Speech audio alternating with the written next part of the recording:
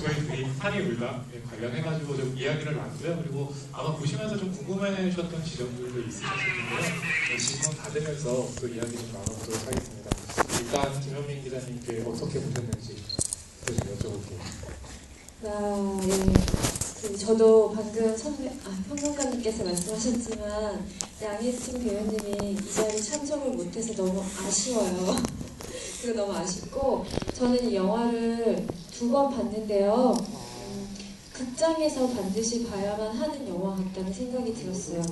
그 화면이 너무 아름다워서 그 시각적인 그 연출을 다 느끼기에는 역시 극장에서 보는 것이 제맛이 아닌가라는 생각이 들더라고요.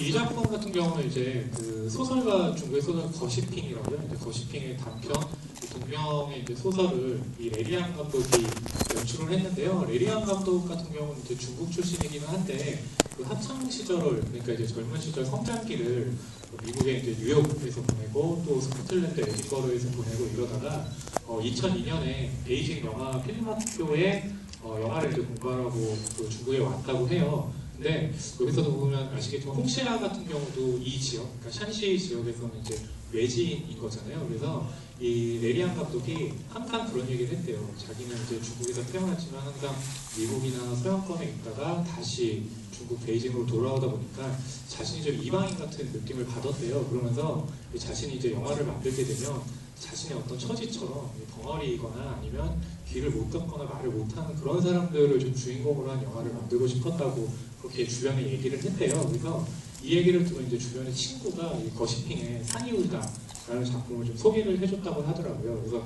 그 작품을 보면서 이 단편이다 보니까 이 감독 입장에서는 장편으로 했을 때는 장편은 길이가 길기 때문에 영화로 만들 때는 항상 그렇게 좀 걷어내는 작업이 굉장히 좀 힘들었다고 하는데 단편 같은 경우는 오히려 더 할 수가 있어서 지금 같은 이제 분위기의 영화를 만들기가 굉장히 좀 편했다고 하는데요. 이 단편하고 이 영화에서 가장 크게 다른 지점은 이야기의 전개 같은 거는 굉장히 좀 똑같은데요. 분위기 자체가 소설은 굉장히 어둡거든요. 근데 이 영화 같은 경우는 보면 굉장히 좀 영화 종종 그 햇빛 찬란한 순간 같은 것들이 많이 보여지잖아요. 그러니까 가령 홍시아가 그 폭력 깡패견으로부터 벗어난 다음에 산을 걸을 때 보면 굉장히 햇빛이 비치는 모습이 있는데 그거는 이제 소설하고는 전혀 다른 지점이라고 하거든요. 왜냐하면 이 소설 같은 경우가 굉장히 좀 옛날에 나온 소설이라서 영화는 현대의 관객들이 보기에는 좀 밝은 분위기로 가져가는 것이 오히려 좀 낫다고 판단을 해가지고 그렇게 만들었다는 그 배경이 있더라고요.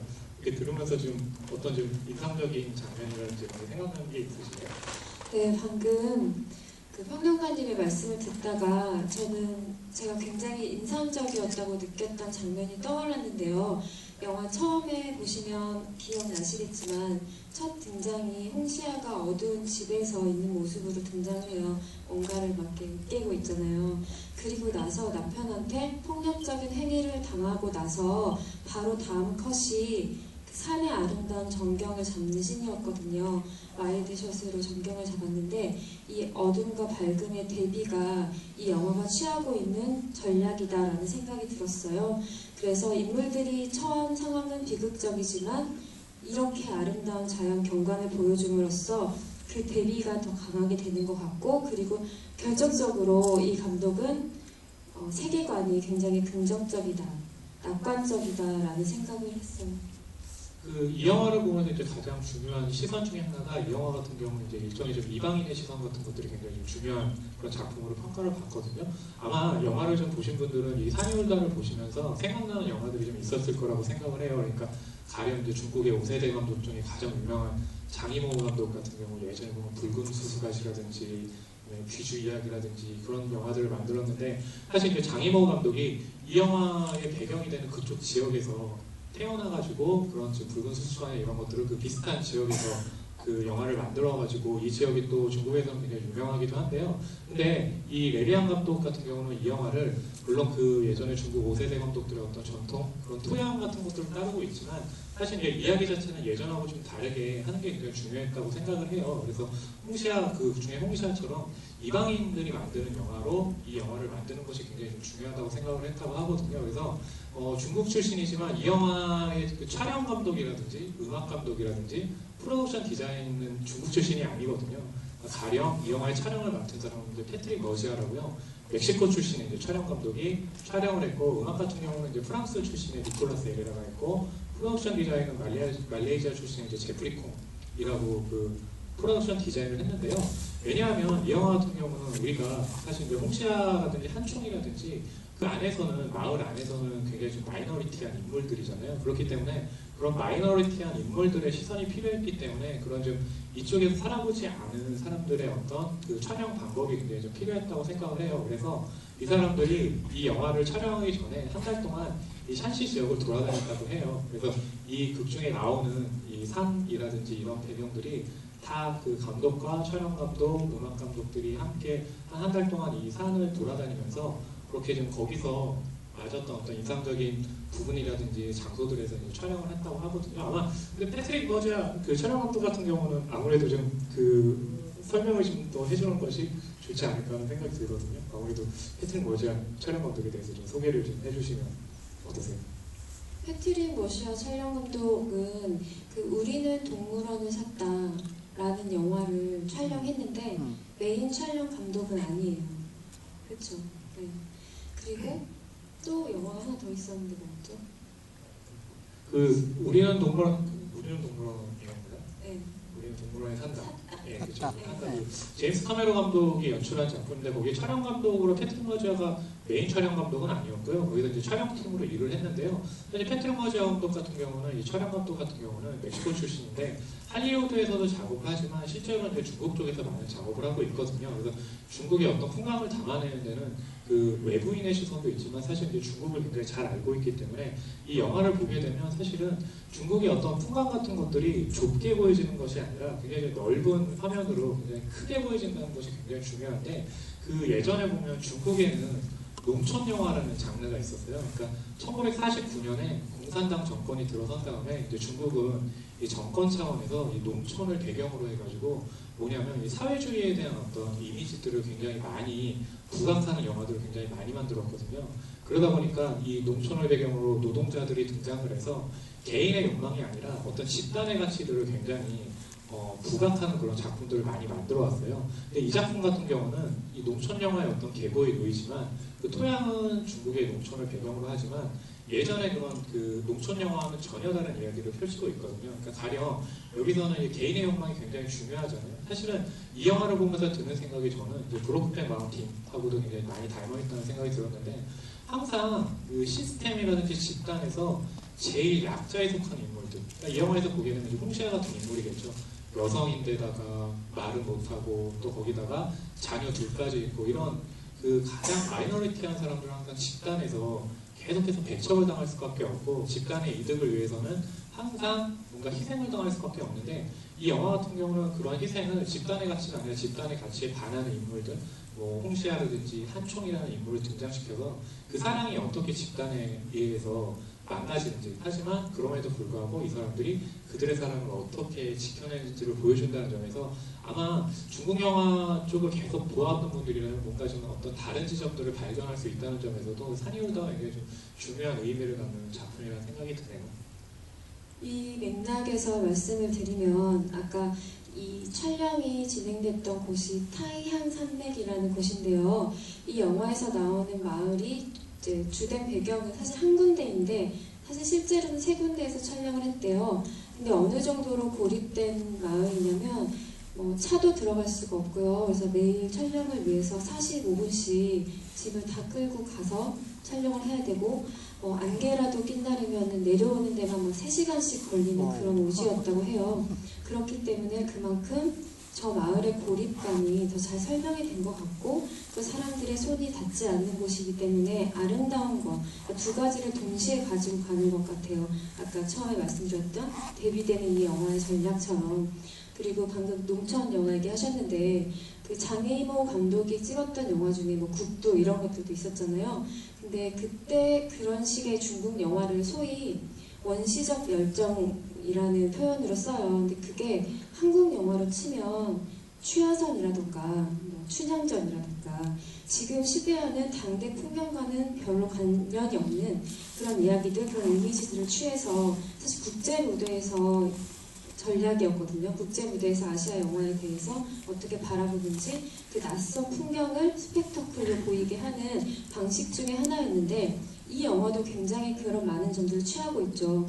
그래서 말씀하셨다시피 외국에서 온 촬영 감독이 이걸 바라보게 함으로써 굉장히 낯설게 바라보는 그런 효과가 있는 동시에 사실은 또 중국 영화치고는 낯설다고 했잖아요. 그러니까 이런 방식이 옛날에는 아시아 영화가 서구에서 소비되기 위한 전략이었다면 요즘에는 자국 내에서도 자국을 낯설게 바라보는 전략으로 취해지기도 하거든요.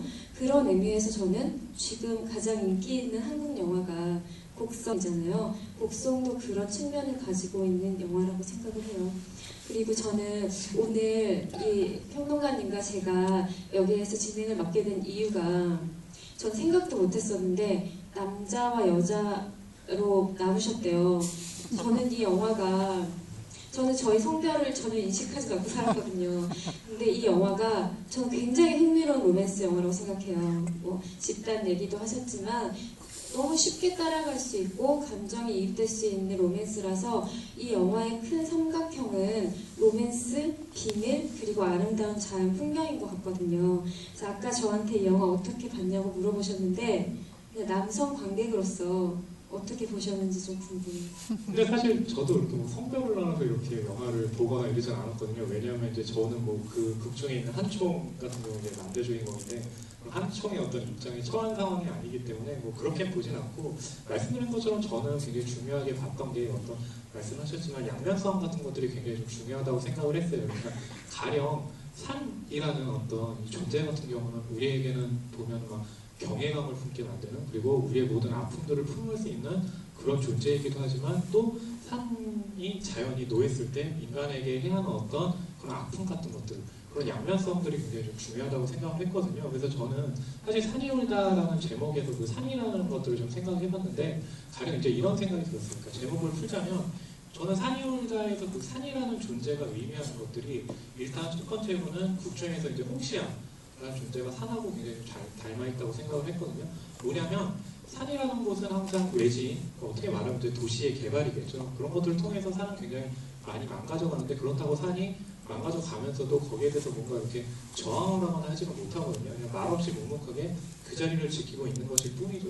그런 어떤 성격들이 이 극중에 있는 홍시하고 굉장히 많이 닮았다고 생각을 하는데 그런 산을 구할 수 있는 사람, 아마 산을 가장 잘 아는 사람이 그 산이 어떤 위기에 겪었을 때 그 산을 위험으로부터 좀 구출해줄 수 있을 거라고 봤는데 한총이라는 인물이 가장 그 홍시아를 이해하는 그 산을 잘 아는 인물이기도 하잖아요. 그러니까 가령 오소리가 지나가는 길을 너무나 잘 알고 있기 때문에 그 자리에 폭약을 설치하기도 하고 물론 그 폭약을 설치한 것 때문에 나중에는 그 비밀이 밝혀지긴 하지만 그런 좀 산의 어떤 존재를 두고 이 영화를 좀 살피는 것이 그러니까 남자 여자의 어떤 입장을 살피는 것보다 그런 부분들이 이제 훨씬 더 좀 흥미롭게 다가왔고 산이라는 존재는 사실은 이제 홍시아뿐만 아니라 더 확장을 시키자면 저는 그 어떻게 보면 이제 한총의 아버지 같은 사람도 산의 존재라고 생각을 하고 이 영화도 저도 이제 굉장히 위대한 러브 스토리의 일종의 하나라고 생각을 하는데 그런 부분에서도 일단 좀 해석을 할 수 있을 것 같거든요. 근데 그 이야기에 대해서는 좀 이따가 좀 더 나눠보기로 하고 아마 좀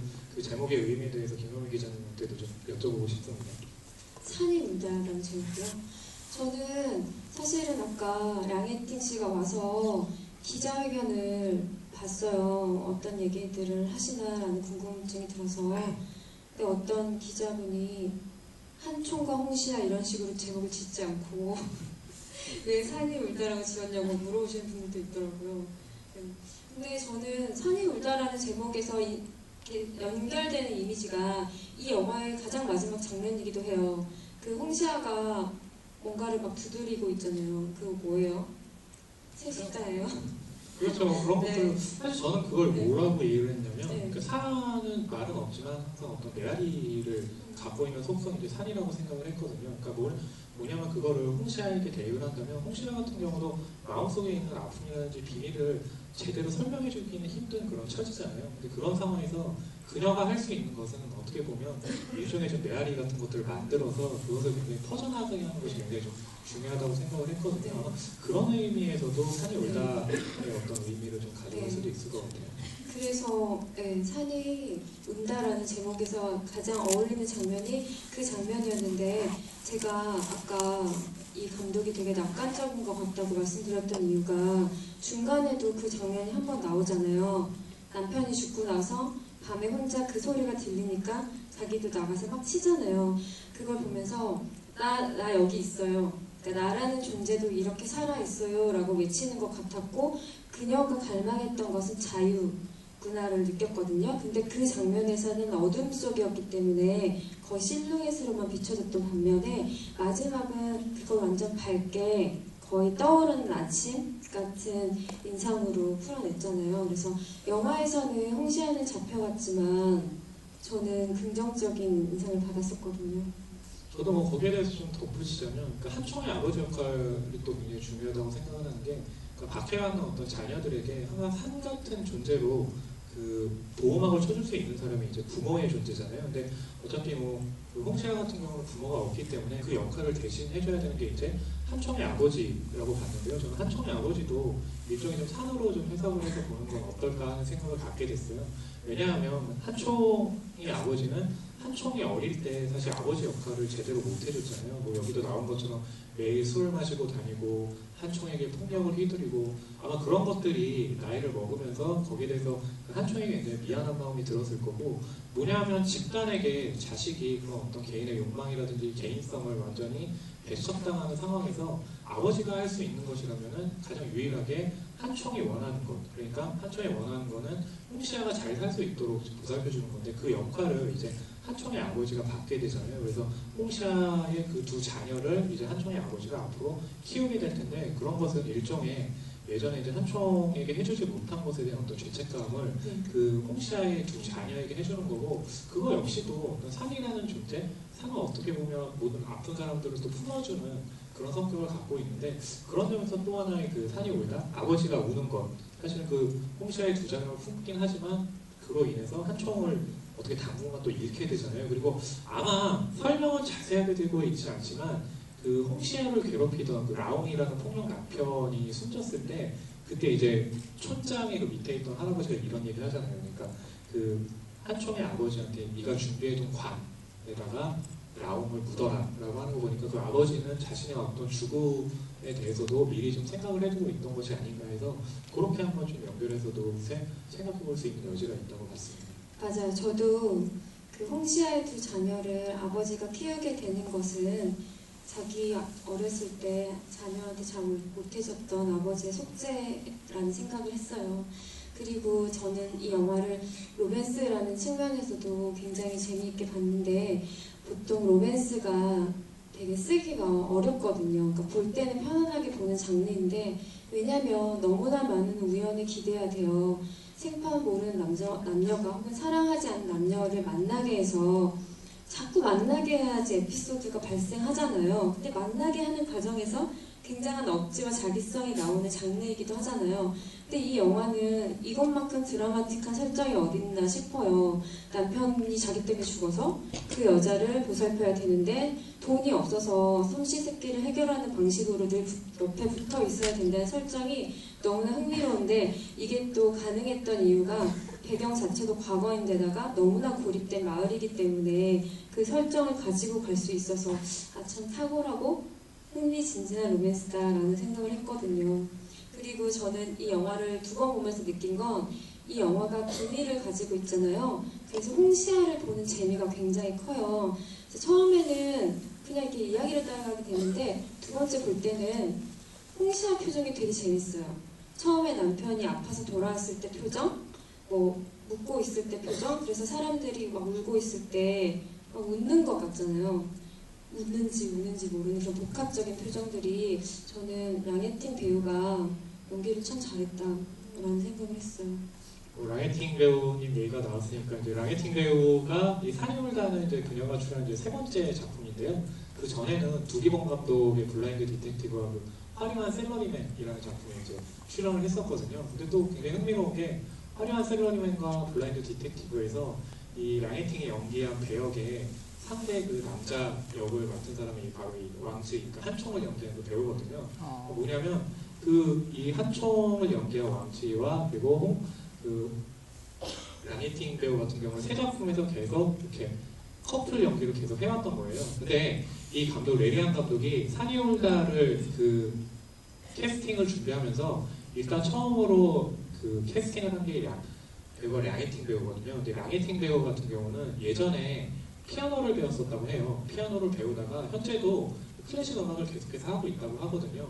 뭐냐면 이 극 중에 이제 그 랑이팅 배우가 연기한 배우 같은 홍차이 같은 경우는 사실은 이 사람에게는 어떤 기교라든지 그런 게 없잖아요. 그냥 묵묵하게 살아가는 건데 역할을 많이 안 맡아봤기 때문에 그 레리안 감독이 보기에 이제 랑이팅 배우 같은 경우는 연기에 대한 어떤 기교가 없대요. 대신 캐릭터를 이해하는 능력이 굉장히 뛰어나다고 봤다고 하거든요. 그러니까 그런 것들이 바로 이 영화에 캐스팅할 수 있는 가장 중요한 부분이라고 생각을 했고, 그렇다면 그녀를 굉장히 좀 한없이 보듬어줄 수 있는 남자 배우를 구하기 위해서 그렇다면 뭔가 이렇게 그녀를 잘 알고 했던 배우들이 굉장히 중요했는데, 그것이 바로 이제 한총을 연기한 왕지이라는 배우였던 거죠. 근데 랑이팅 배우 같은 경우가 이번에 좀 내한을 하기도 했지만 앞으로 훨씬 더 이제 우리에게는 좀 주목해서 봐야 될 그런 배우인 게, 한국 영화 이제 역전의 날이라는 작품에서 이정재 배우하고 같이 또 호흡을 맞췄거든요. 그렇기 때문에 랑이팅 배우를 계속해서 좀 주목해서 보는 것도 굉장히 좀 이 영화를 감상하는 중요한 포인트 중에 하나라고 생각을 했습니다. 그 랑이팅 배우가 처음에 레리안 감독한테 이 역할을 제안을 받았을 때 말을 할 수 없는 캐릭터잖아요. 그래서 감독이 미쳤나? 왜 나한테 이런 걸 줬지? 내가 이걸 할 수 있다고 생각하나? 라고 했대요. 그래서 촬영 전까지도 어떤 포인트를 찾지 못하고 촬영에 들어갔는데, 이제 촬영하다 보니까 어느 순간에 오히려 편안해졌고, 언어로 전달하지 못하는 것들이 더 많잖아요. 이 세상의 감정은.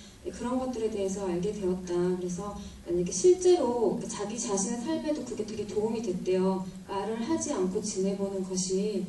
근데 저는 결과적으로는 연기 경력은 많지 않지만 영화를 보면 마을 사람들도 그렇고 관객들도 집중하게 돼요. 저 사람이 말을 하지 않기 때문에 표정 하나, 행동 하나에 굉장히 집중해서 들여다보게 하거든요. 그런 의미에서 연기 경력이 없는 배우에게 어쩌면 이게 연기 대사가 없는 역할을 맡긴 것도 참 좋은 전략이었다는 생각도 들어요. 굉장히 좀 아이러니한 게 그 블라인드 디텍티브에서 랑이팅 배우가 연기한 거가 그 좋아하는 남자 평생을 따라다니면서 결혼에 성공하지만 그 남편이 바람기가 있으니까 이제 살해하는 그런 역할을 맡았잖아요. 그러니까 그런 거를 생각하다 보면 굉장히 여기에서는 전혀 좀 정반대되는 어떤 이미지라는 점에서 굉장히 폭주하고 분출하는 연기를 해요. 화장도 굉장히 진하게 하고 나오고. 그래서 이 배우한테 혹시 매력을 느끼셨으면 한번 집에 가셔서 보세요. 블라인드 디텍티브를. 그럼 좀 새로운 매력 느끼실 수 있을 것 같아요. 전 개인적으로는 그 도이방 감독의 영화는 좋아하지만 블라인드 디텍티브는 그렇게 재밌게 본 편은 아니라가지고. 근데 여기서 저는 이제 하나 더 말씀드리고 싶은 건, 아까 이제 로맨스 얘기를 말씀해 주셨는데, 그 누군가 만나서 사랑을 한다는 것은 사실은 그것은 자연스러운 이치잖아요. 그러니까 그것은 이제 결국에 그것 또한 자연일 텐데, 사실 사랑이 계속해서 사랑 영화를 만드는데 시대가 굉장히 좀 중요한 이유가 있는 건, 항상 사랑에 있을 때 그 사랑을 방해하는 것은 그 시대의 이제 시스템들이잖아요. 그러니까 뭐냐면 이 두 사람의 사랑을 방해하는 것도 결국에 이 마을이 살인자를 숨겼고 살인자를 죽였다는 그런 좀 안 좋은 이미지를 버리기 위해서 그것들을 떨쳐내기 위해서 이 사람들에게는 이제 희생하는 사람들이 필요했던 건데, 그게 바로 이제 한총하고 또 그 홍시아의 사랑이었던 거잖아요. 왜냐하면 저는 그 사랑이라는 것이 또 하나의 이 영화에서 산이 울다 해서 산이 의미하는 단어로 생각을 하거든요. 왜냐하면 산이 우는 이유는 그렇다면 뭘까? 뭐냐면 굉장히 사랑이라는 어떤 굉장히 자연스러운 어떤 현상에 대해서 그것을 못하게 막는 그런 어떤 시대적인 공기 자체가 굉장히 좀 잘못되어 있는 거 아닌가. 그렇기 때문에 산이 오는 건 아닌가 라는 점에서 좀 착안을 해가지고 그 시대를 바라보는 것도 굉장히 중요하다고 보는데요. 사실 이 배경이 1984년으로 딱 못을 박고 있잖아요. 근데 사실은 굳이 이렇게 1984년이라고 못을 박지 않아도 영화를 이해하는 데는 굉장히 좀 그렇게 문제는 없지만, 1984년이라는 그 배경을 박은 데는 사실 이제 1984년이 중국 영화계에서 또 굉장히 좀 중요한 한 해이기도 했거든요. 아까 말씀드린 것처럼 농촌 영화라는 그런 영화들이 계속 공산 정권 이후에 계속해서 이루어지고 있었거든요. 그래서 정권에 굉장히 좀 친화적인 그런 영화들이 계속 만들어졌었는데, 1984년에 이 장인호 감독이 자신이 이제 대부라고 생각하는 5세대 감독 영화의 대부 이제 우텐민 감독이라고 있는데요. 인생이라는 작품을 만든 게 1984년인데요. 그 이야기는 산이 울다처럼 시골을 배경으로 하는데 여기서 남자 주인공이 두 여자 사이에서 갈등하는 그 삼각관계를 펼치게 돼요. 그리고 사랑하는 여인을 위해서 마을을 떠나는, 말하자면 개인의 욕망을, 이 농촌 영화에서 개인의 욕망을 그린 거의 최초의 영화, 뮤지컬 최초의 영화로 평가를 받거든요. 뭐냐면 이 산이 울다 같은 경우는 그래서 우텐민 감독의 어떤 인생에서 굉장히 좀 오마주를 바치는 그런 형식처럼 1984년이라는 그 중요한 배경을 또 밝히고 있다는 점에서 아마 중국 영화 역사를 살펴보면서 이 산이 울다를 살펴보는 것도 굉장히 좀 중요하다고 생각을 합니다. 네, 이쯤에서 관객분들의 질문과 저는 감상을 좀 들어보고 싶은데요. 혹시 손 드시면 저희가 마이크 드릴게요. 저기 세 번째 줄에 계시네요.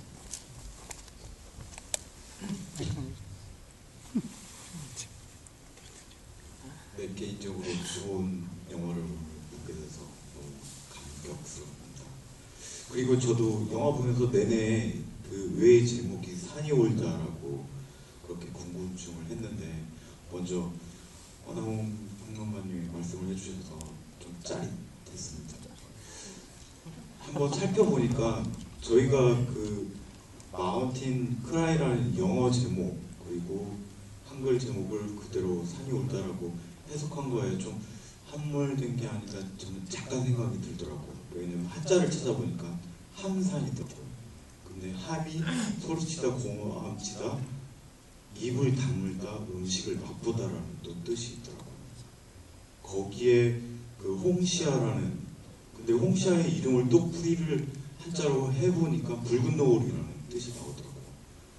그 다양한 함의가 있는데 마운틴 크라이라는 영어 제목을 좀 한정적으로 정해서 이 극을 보여줬다는 게 조금 저는 아쉬운 생각이 들더라고요.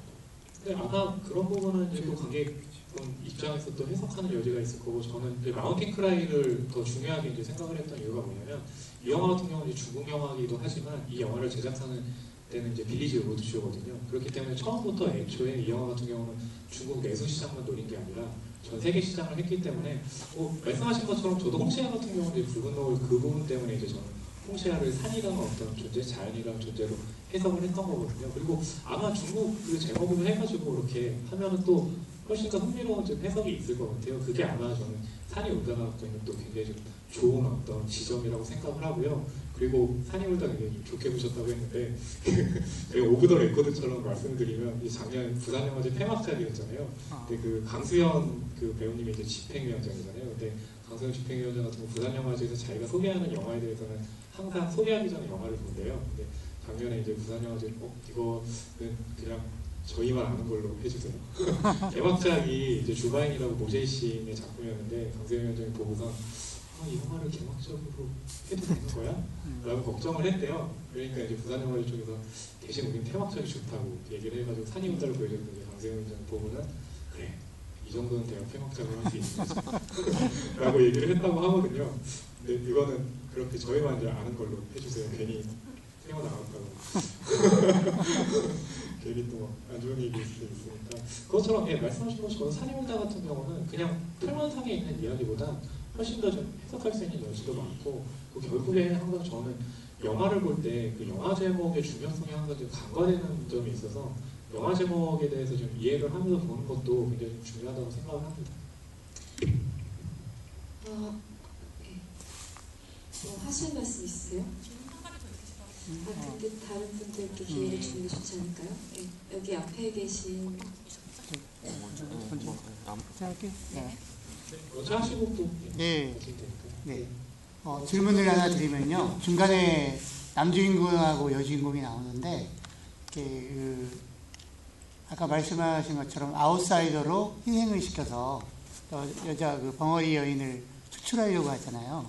그랬을 때, 남자 주인공이 그러면 그 여인을 데리고 내가 이거 떠날 테니까 마을에는 그러면 소란이나 이런 것들이 없이 조용히 떠나서 두 사람의 수뇌부를 계속 그릴 수도 있었는데, 굳이 그쪽에서 계속 남아있고 뭔가 사람이 대신 그 역할들을 희생해서 그 마을을 보존하고 또 산이 있어서 그런지 산에 머무르려고 한다는 느낌을 제가 받았는데 평론가님께서는 이 부분들은 어떻게 좀 보셨습니까?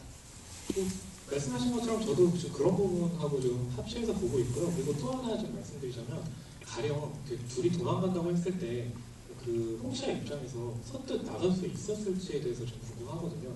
두 자녀도 있고 거기서 어떻게 보면 도시에서 굉장히 좀 아픈 어떤 그 기억들이 있는데 아무래도 그 산이라는 곳에 와서 그래도 그나마 그 라온이라는 폭력 남편에게서 이제 벗어나서 간신히 좀 자유를 얻었는데 그런 상황에서 조금 힘들더라도 예전에도 우리 힘든 것들을 어릴 때부터 계속해서 겪어왔던 건데 그렇다면 그냥 그래도 산이라는 곳에서 있는 게 그녀에게는 훨씬 더 좀 안전하게 생각하진 않았을까 이런 생각은 갖고 있어요. 그리고 하나 굉장히 중요한 게 경극 나오는 장면이 있잖아요. 그러니까 경극이 있을 때는 그것이 굉장히 사람 많은 데서 이루어지는 데서 이제 그녀는 납치를 당하고 안 좋은 일을 겪었잖아요. 그렇기 때문에 오히려 그렇게 사람이 많은 어떤 도시보다는 산에서 더 홍시아 같은 경우는 거기서 사는 것이 좀 더 안전하다고 느꼈을지 않았을까 하는 그런 생각이 있는데요. 한편으로 보면 작가 입장에서는 산이라는 어떤 의미를 계속 부여를 해야 되기 때문에 아마 산이 품는다는 의미에서도 어딘가 이렇게 탈출한다는 생각은 안 했고 근데 결국에는 나가게 되잖아요.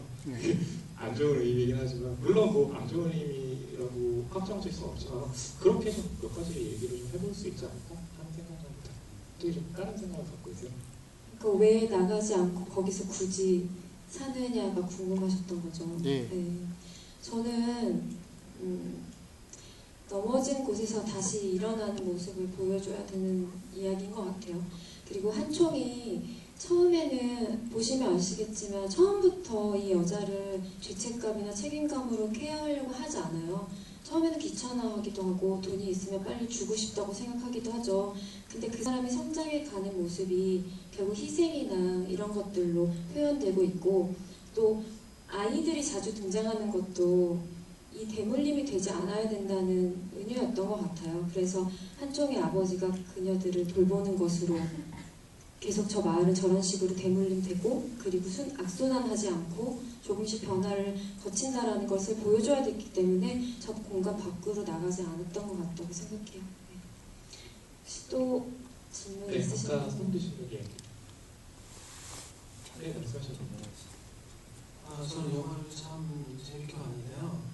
저는 이제 의상을 색깔을 좀 지켜봤는데요. 그러니까 지금 이제 제목에도 보였듯이 산이 우리나라는 하얀색으로 돼 있고 영화 제목은 빨간색으로 돼 있어요.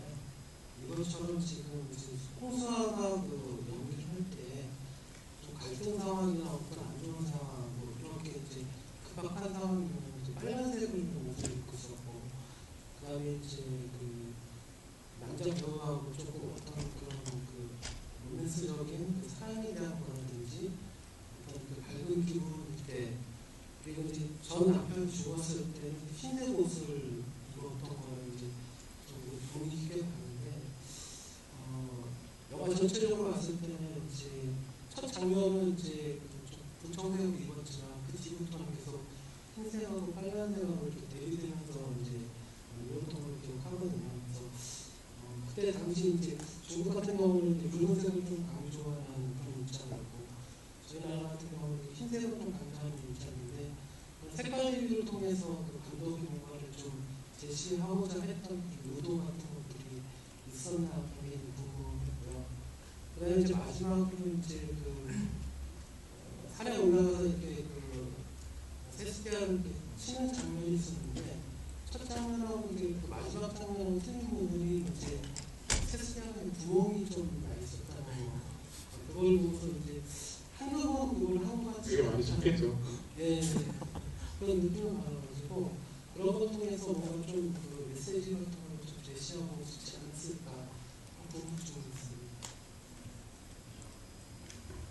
그 세스티아 저도 마지막에 보면서 처음에 나왔던 거와 다르게 세스티아가 빵꾸나 있어서 좀 답답했구나 이러면서도 뭐 그런 생각, 그리고 뭐 해방감 같은 것들이 굉장히 컸구나 라고 생각을 했고, 뭐 그렇게 뭐 세스티아가 처음 가는 거 그런 정도로만 생각을 했지 거기에 대해서 더 깊이 생각한 건 아니고, 색깔 같은 경우도 저도 굉장히 흥미롭게 봤는데요. 뭐 옷도 그렇지만 그런 부분이 있더라고요. 가령 뒷절에 보면 이제 홍시아가 사실 이제 설계를 한 거잖아요. 일종의 말하자면 설계를 했을 때 그때 보면 그런 마음을 품었을 때는 그 옆에 낙엽들이 이제 단풍이 들어가지고 붉게 물들어 있잖아요. 근데 붉은 옷을 입었을 때 사실 한청이 또 마음에 있을 때 이제 붉은 옷을 입고 있잖아요. 그러니까 뭐냐면 결국에는 그 붉은색이 우리 이제 중국에서 굉장히 잘 사용하는 활용하는 색이라고 알고 있는데 거기는 항상 저는 볼 때마다 느끼는 게 어떤 양면성 같은 것들을 많이 느끼거든요. 그러니까 붉은색이 갖고 있는 뭐 사랑이라는 열정도 있을 거고 하지만 그것이 피로 대표된 어떤 안 좋은 뭐 살인이라든지 그런 의미도 있을 거고 그러니까 그런 색으로 활용을 굉장히 많이 했고 또 하나 밝히자면 그 아까 제가 농촌 영화 말씀드렸잖아요. 거기서 그 굉장히 그 부흥하는 그러니까 이런 색을 사용하라고 굉장히 좀 하는 색들이 몇 가지가 있었거든요. 그 중 하나가 또 붉은색이기도 해요. 그래서 그런 것들을 좀 이어받는 어떤 역사적인 의미도 있는 것 같고 그리고 노란색과 빨간색, 아니, 하얀색과 빨간색 외에 하나 제가 또 주목해서 봤던 거 노란색이거든요. 그러니까 그게 무슨 소입인지 정확히는 모르겠는데 이제 한청하고 홍시아가 이제 둘이 그 속에 있을 때 사실 저는 어떤 생각을 했냐면 그 노란색이 갖고 있는 뭔가 익어가는 어떤 느낌들이잖아요. 그래서 두 사람의 사랑이 어떤 이걸 통해서 훨씬 더 좀 익어가는 어떤 상황이 되진 않았나 하고 생각을 했는데 뭐 사실은 제가 말씀드린 게 뭐 정답은 아니니까요. 뭐 다른 식으로 또 해석 가능한 그런 부분들도 있으니까. 근데 결국에는 이 영화가 개인의 욕망을 드러내는 작품이라고도 본다고 했을 때 사실 색을 원색을 사용하는 건 저는 그래서 더 중요했다고 생각을 하거든요. 항상 그 색깔 원색 같은 것 때문에 그런 욕망을 드러낼 때 나비를 상징을 하니까 뭐 그런 의미에서 좀 받아들이면 어떨까 하고 생각을 해봤습니다. 저도 짧게 말씀드리면 이 영화는 아까 말씀드렸다시피 중국 그 내수용 영화가 아니라 글로벌을 의도한 영화잖아요. 그래서 중국에서도 아직 개봉도 안 했는데 한국이 제일 먼저 개봉을 하는 셈이고요. 그리고 저도 아까 말씀드렸던 그 중국 특유의 상징적 색깔들, 뭐 경극이 반드시 등장한다던가 뭐 그런 옥수수바다 이미지가 등장한다던가 굉장히 클리셰적인 이미지들이 등장하고 있다는 점에서 그런 상징적인 색깔들을 쓴 것 같고요. 그리고 옥수수 세수대 그리고 세숫대야는 저는 이런 생각도 했어요. 저도 그 구멍 난 걸 이렇게 유심히 봤는데 방금 말씀하셔서 그냥 혼자 생각해 본 거는 뭐 해석은 자기의 자유잖아요. 그래서 생각해 본 건 어쩌면 저건 시간이 흐른 다음의 얘기인가? 라는 생각도 들어왔어요. 그러니까 저 여자가 복역을 다 마치고 돌아왔나? 라는 생각도 방금 좀 들었어요. 그럴 수도 있겠죠. 예. 그런 식으로 좀 여러 가지 이야기들을 섞을 수 있는 것도 산이 올다는 생각도 들고요. 아마 시간이 거의 다 돼서 하나 정도 질문 더 받을 수 있는 시간이 있는데 이쪽에 계신 분 한번 받아보도록 하겠습니다. 저 하나만 여쭤보면 그럼 짧게 해주시면 예. 영화를 보다 보면 좀 답답한 게 처음에 집단이 도덕적 잣대를 처음에 그냥 뭉개버리잖아요. 근데 나중에는 집단이 살기 위해서 도덕적 잣대를 강하게 밀어붙이잖아요. 그 어떻게 보면 그 되게 오지여서 굳이 저렇게 도덕적 잣대를 강하게 집어넣지 않아도 되는데 왜 계속해서 이렇게 강력하게 한지가 솔직히 좀 이해 안 되는 부분도 있고 홍시아가 아까 찾아보니까 혀가 없어도 어느 정도 발성을 할 수 있다고 하더라고요. 근데 끝까지 감독이 왜 이렇게 홍시아를 한번 이렇게 감정을 터트려야 될 텐데 마지막까지 이렇게 좀 철저한 게 좀 궁금했어요.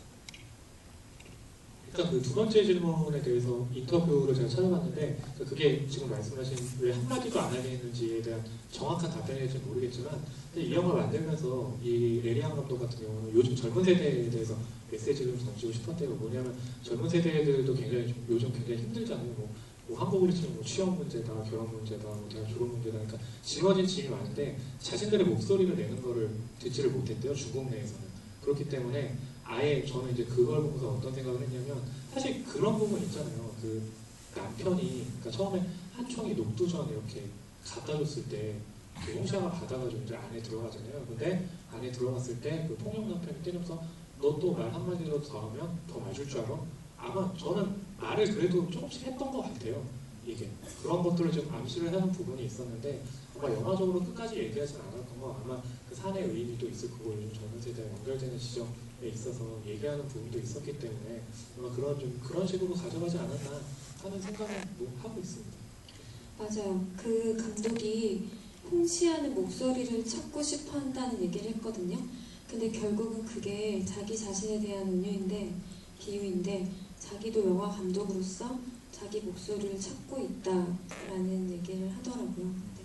그리고 첫 번째 해주신 질문에 대해서, 그러니까 물론 여기 있는 상황에서 답답할 수도 있지만 저는 또 이 작품 같은 경우 어떻게 하냐면 중국이라는 체제 안에서 사실 항상 보면 뭐 지금은 그래도 예전보다 많이 나아졌지만 집단이랑 같이 있다면 항상 개인은 항상 그렇게 눌러지잖아요. 그러니까 그런 걸로 더 넓게는 해석을 할 수 있는 작품이 또 산이 올다라는 생각을 했거든요. 거기에 대해서 그렇게 생각을 하기 때문에 또 그런 단단적이 더 될 수도 있다고 생각합니다. 네, 마지막 질문 듣고 네, 정리할게요.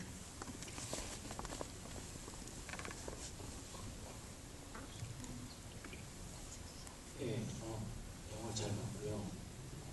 저는 이제 그 로맨스 영화의 초점보다도 이제 한총이라는 인물에 대한 어떤 성장 드라마에 초점을 더 유심을 둬서 영화를 봤어요. 근데 시간이 없어가지고 질문 하나 드리고 싶은 부분은 그 영화가 어떤 일괄적인 톤을 유지를 하다가 그 이제 후반부에 공안이 등장하는 장면부터 제 개인적인 느낌인지 모르겠지만 영화 톤이 좀 달라진다는 느낌이 들었거든요.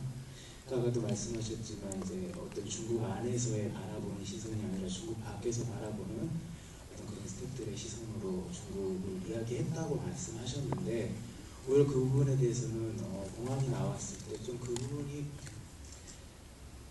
어떤 배경이 있었던 건지 갑자기 그 톤이 바뀌었던 게 혹시 비하인드 스토리가 있었던 건지 좀 그게 궁금해졌어요. 그러니까 의도적으로 아니면 혹시 외부 의학 같은 톤이 바뀌었다는 게 어떤 느낌이 좀 달라졌어요. 이게 약간 선전 영화 아까 말씀하셨던 것처럼 그러니까 공안이라는 그 물론 이제 중국 안에서도 공안이라는 그 계층에 대한 또 절대성이 있잖아요. 네. 그리고 84년도의 배경이라고 더더욱 그랬지. 그렇겠죠.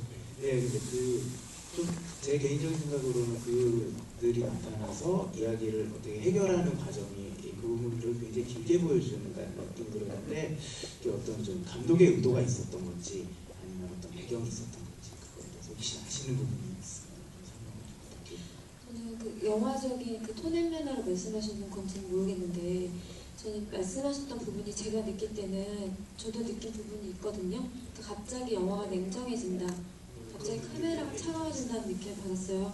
그러니까 이 두 사람이 그래도 위협이 도사리고 있지만 그래도 자기들의 보금 자리에서 사랑이 무르익다가 외부의 개입으로 인해서 이제 떨어져야 되는 상황을 저는 이제 굉장히 차갑게 영화도 거리 두고 보고 있다고 생각했어요. 이들의 그냥 이별을 굉장히 무섭고 냉정하게. 왜냐면 이 안에서는 어떻게 보면 판타지적인 공간이라는 생각이 들었거든요. 근데 완전히 갑자기 관객으로 하여금 현실 인식하게 만드는 순간이라는 생각을 저도 했어요. 그런 의도로 그런 카메라를 썼을 수도 있다는 생각이 드네요. 거기에 대해서는 제가 특별히 정보를 찾아본 건 없지만 저는 그렇게 생각해요. 저도 아마 그 마지막 부분에서 감독이 이렇게 따로 의도에 대해서 얘기는 하지 않았을 것 같고 그냥 아까 말씀하신 중에 질문은 아니셨지만 이제 외부인의 시선 같은 것들이 이제 이 영화에서 굉장히 중요하게 이제 사용됐던 것들이 항상 보면 바깥에서 그 산을 비추는 풀샷들이 굉장히 많잖아요. 아마 그런 것들이 이제 그 어떤 외부인의 어떤 시선 같은 것들을 보여줄 수도 있을 거고 저는 또 한편으로 그런 생각도 들었어요. 그러니까 뭔가 누군가가 이런 것들을 모른 척 하고는 있지만 그래도 계속 지켜보는 듯한 느낌도 들었거든요. 그러니까 감시하고는 좀 다른 의미인데 아마 그런 것들이 또 말씀하신 것처럼 마지막에 공간에 오는 부분들하고도 연결을 해서 좀 생각해 볼 수 있는 문제인 것 같습니다. 네. 되게 날카로운 질문 감사하고요. 이제 시간이 없어서 마지막으로 정리하는 얘기를 하고 끝내야 될 것 같은데 저는 여러분들께 들려드리고 싶었던 얘기가 이 옛날 소설이고 사실 배경도 옛날이고 어떻게 보면 되게 신파적인 사랑 이야기인데 이 감독은 왜 굳이 이 시대의 이야기를 만들었을까? 그것에 대해서 한번 생각해 볼 필요는 있다고 생각해요. 그래서 감독이 거기에 대해서 어떤 정의를 내린 것은 아니지만 누군가는 사랑 이야기로 볼 수도 있고요. 누군가는 아까 어떤 분이 말씀하셨다시피 성장 혹은 속죄, 희생 그러니까 자기 목소리를 내는 소신, 양심 다양하게 지금 우리가 살아가는 이 시대에 적용해서 생각해 볼 수 있는 영화라는 생각이 들어요. 네. 사실은 좋은 영화를 얘기할 때 몇 가지 조건이 있겠지만 산이울다처럼 몇 가지 이제 해석들이 굉장히 많은 영화들은 좋은 영화라고 생각을 했는데 사실 이제 저희가 이렇게 뭐 얘기를 해드렸지만 아마 관객분들이 또 다르게 생각하시는 부분들도 분명히 있을 거라고 생각을 하고요. 아마 그렇게 생각을 하시면서 그 사회의 폭을 넓혀가는 것도 산이 울다를 즐기기에는 좀 중요한 부분이 아닐까. 그렇게 좀 매력이 좀 퍼져나가지 않을까. 네, 아무튼 그런 생각을 했고요. 끝까지 잘해주셔서 감사드립니다. 고맙습니다. 감사합니다.